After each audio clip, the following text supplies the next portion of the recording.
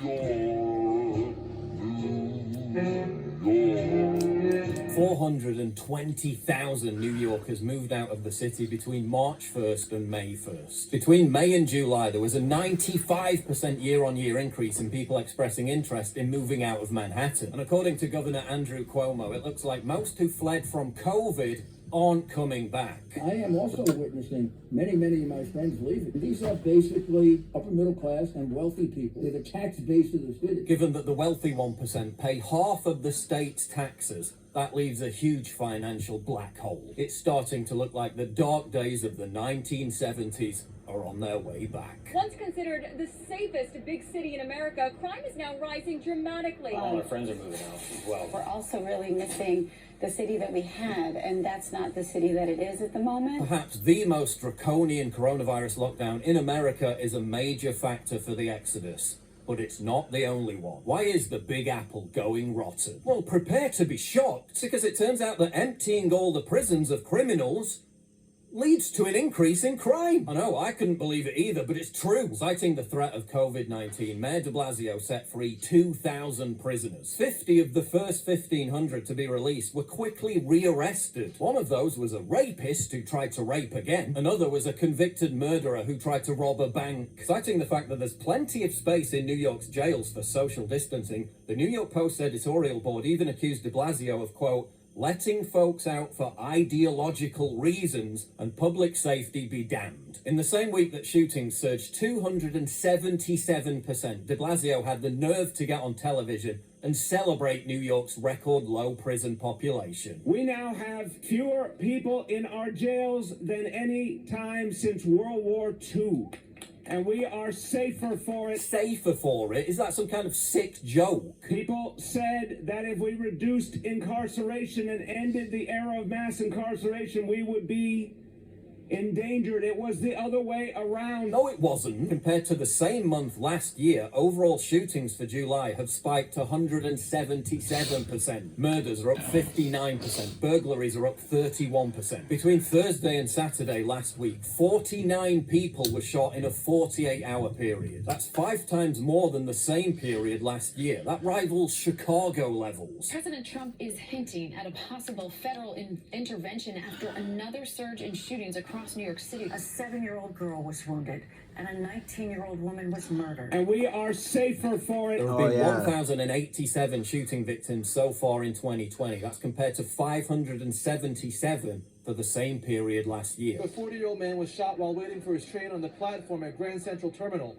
Cops released this video of the suspected gunman. 50 shootings in the past 48 hours, with gun violence in New York continuing to rage on with no end in sight. And we are safer for it. On Tuesday night, 9 more people were shot in 5 separate incidents across Queens, Brooklyn, and Manhattan in a matter of hours. And we are safer for it. Residents are panic buying bulletproof vests. Midtown dealer Brad Padette says sales of body armor are up 80%. He told the New York Post, quote, "You wouldn't believe the people who call up and say, I'm scared." And how did Governor Cuomo react to all this? By blaming the police. Denial is not a successful life strategy. By blaming the same NYPD that he and de Blasio have trashed, undermined, stripped of power, and defunded. You cannot dismiss these numbers. Over 90% of the victims are black and brown. Yeah, I wonder why 90% of the victims are black and brown. Could it possibly be because they're all shooting each other? Could it possibly be because your mate de Blasio let them all out of jail? And we are safer for it. And none of this is confined to the poorer areas. When compared to the same period last year, Manhattan's Upper East Side has seen a 286% increase in robberies. And those thinking they can escape all this by fleeing to the Upper West Side, well, they can think again. That's become a dumping ground for hundreds of homeless people who the city has put up in luxury hotels in an attempt to keep shelters clear of COVID-19. 139 of the city's iconic hotels have been turned over to help house these most unwelcome neighbors. The city and FEMA is paying $175 per day per person. Times Square, seemingly homeless people are sprawled out where pedestrians would typically walk and gather. She recently took these pictures of a needle and what appears to be a bag of heroin. There are people defecating on the streets. There are people selling drugs on the streets. There are people using telephone booths as their office. I mean, it's incredible what's going on. Now, it would be snobbish and condescending for the wealthy to assume that they could live in a major city without witnessing homelessness.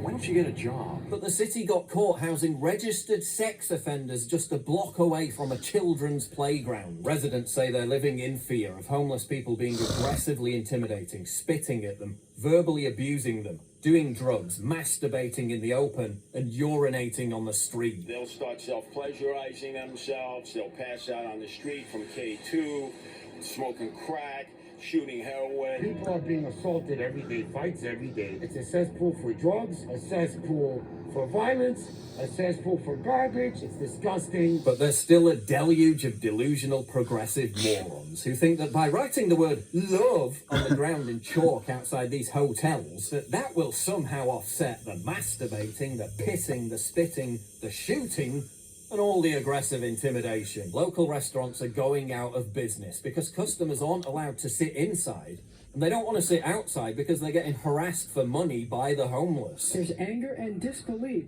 that with cold weather around the corner and restaurants struggling, Mayor de Blasio has no plans to allow indoor dining in New York City. I'm petrified. So the cops are not responding now at all. You call 911 to say, oh, you want to defund us? Okay, now you'll see what it's like without cops. Maybe the police would have more manpower and resources to deal with this. If, for example, de Blasio didn't devote 27 of them to guard a Black Lives Matter mural outside Trump Tower. A sizable work crew, including de Blasio himself, were allowed to violate permit rules and gather in close proximity to paint the mural. Yet the 9/11 Light Beam Memorial Tribute has been cancelled for the first time in 18 years because of the threat posed by coronavirus to the work crew. Once again, so long as your message is ardently anti-police, anti-American, and pro-BLM, apparently COVID suddenly mutates into a woke virus and takes a vacation. The message is patently ludicrous. Oh, you can't get corona at a BLM rally attended by tens of thousands of people, but if you visit a light show, you're killing Granny. And remember,